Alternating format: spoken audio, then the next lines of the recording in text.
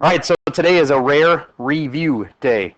And what we're going to be doing is basically just the same kind of stuff you have been doing, except we're going to go back to graphing it. In the directions this time it says solve each equation graphically. And there's one that you haven't graphed yet. You've graphed these. Do you remember what shape they make? A V shape. And so if I was going to do this, you'd graph this. You graph this as y2. And then you would just see where they cross. Basically, it looks something like this, and then you find out that there's two answers, okay? This is the kind that well, we've done some of this. If you graph both sides of that, what do these look like? Yep, very good. Use your hand to kind of show that it goes something like that. Maybe not going up quite that fast, kind of like more like that. All right, and then the line at 15, say it goes through like that and touches. What happens if they don't touch, though? What happens if this line is underneath it, like down here? No solution. Very good. All right, and last but not least, I actually want to practice these more than anything.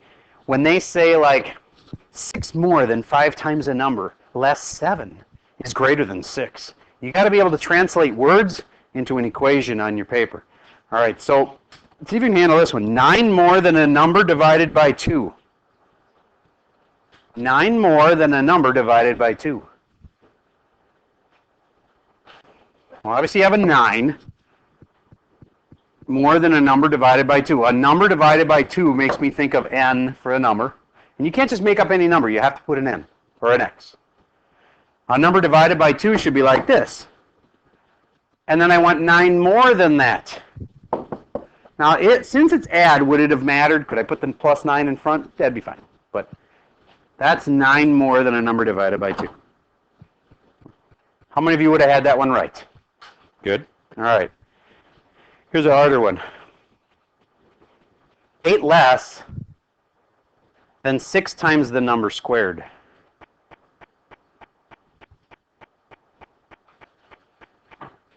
Eight less than 6 times the number squared.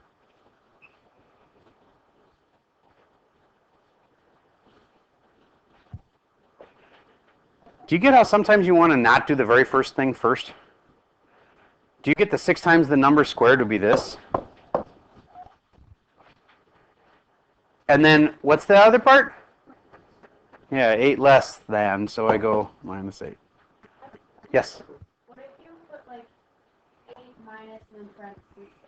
Is this the same thing? 8 minus that or that minus 8, does it matter? Yes, it does. So it wouldn't have worked. When you're subtracting, it makes a difference. Just make sure you get this. If I have 8 minus n or n minus 8, do you get that they are different? They are. Because if I stick in like the number 2, you get how that one would be 6 and that one would be negative 6. Now, if I put them in absolute values, then it actually would be the same, but I don't think you're going to be doing that. So, yeah, you got to be careful with subtract. When you're multiplying or adding, 8 times n is the same as n times 8. It won't matter. But with subtracting, it does matter. All right. And then whenever they say is or, let's see, or results in, or, yeah, you're looking for equals then. Okay. I think that's good enough. So then let's actually just graph one that might be one of your harder ones. Let's try this one. This is from your worksheet, so I will hand out the worksheet, and we'll start by doing number 12 together. Make sure you have a graphic calculator. If you haven't, borrow one. Leave a shoe or a cell phone.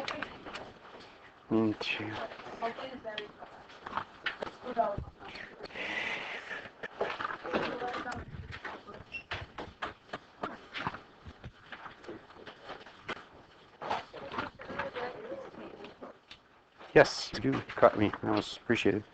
I don't. Thank you. Okay, number 12.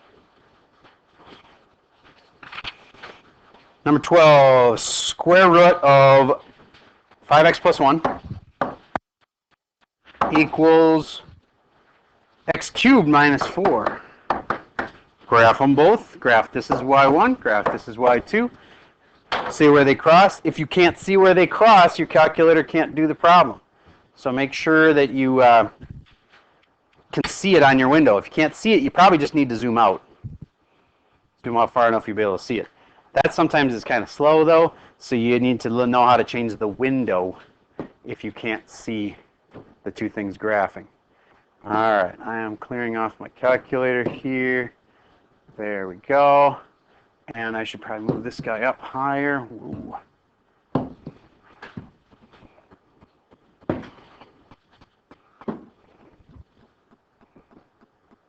Okay, square root of 5x plus 1.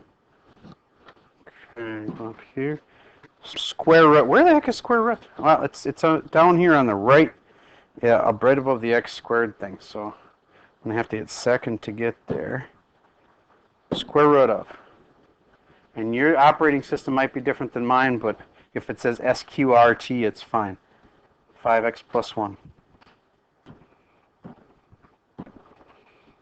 And then the other side is x cubed minus 4. X to the third is what you have to say. Caret button like that. To the third minus 4. Graph it. I can't, my window's all messed up. Zoom 6 fixes that.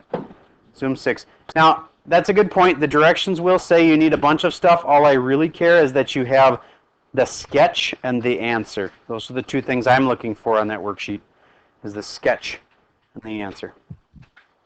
Again, if yours is doing a weird view, I'd do zoom 6, and that'll bring you into the normal view.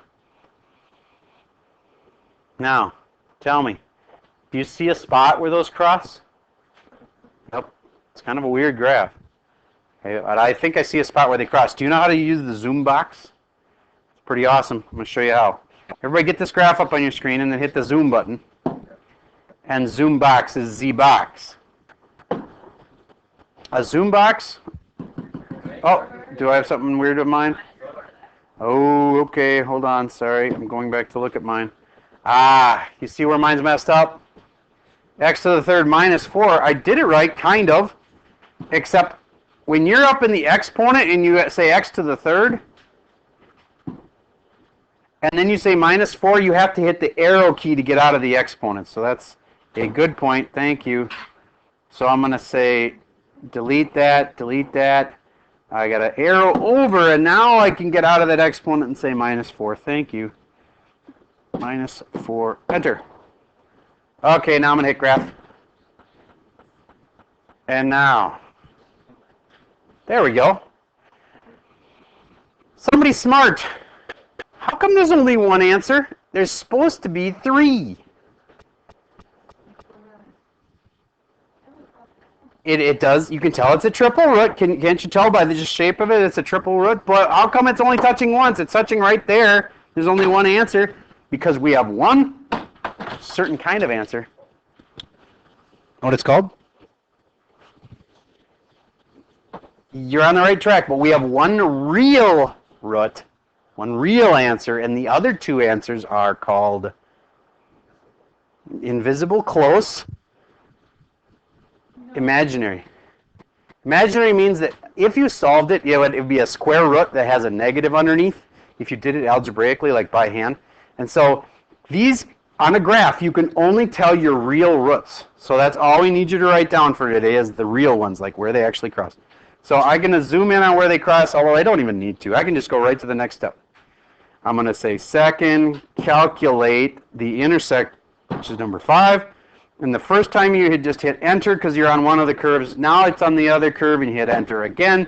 And on the guess is really important though. You have to move it to be right about where they touch. And it doesn't have to be perfect, it just needs to be close.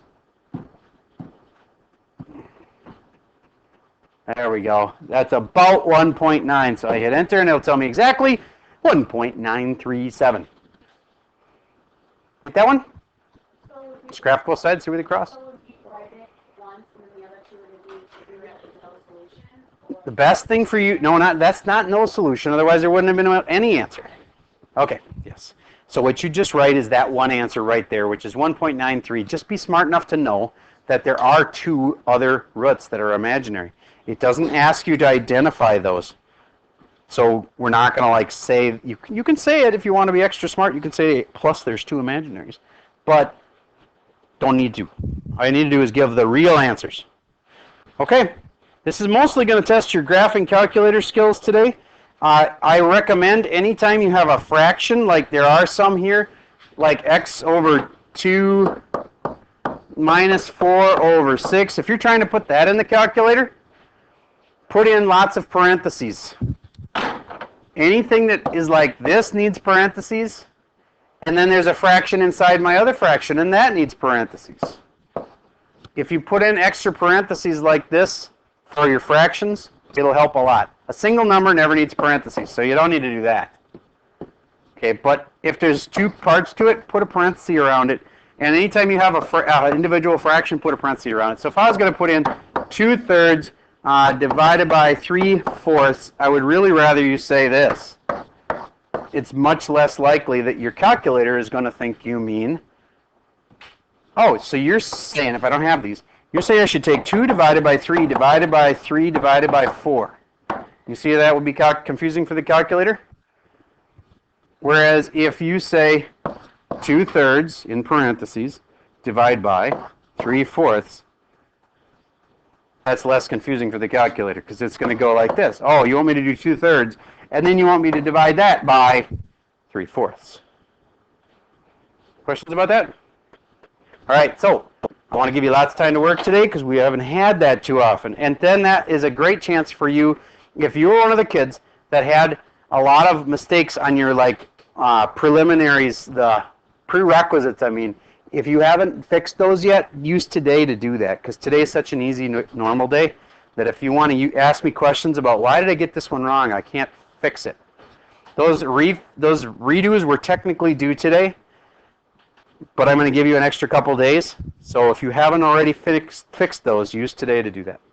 Okay, that's all I got for you. Do you have a question for the group or individual? All right, then I'm going to stop the video.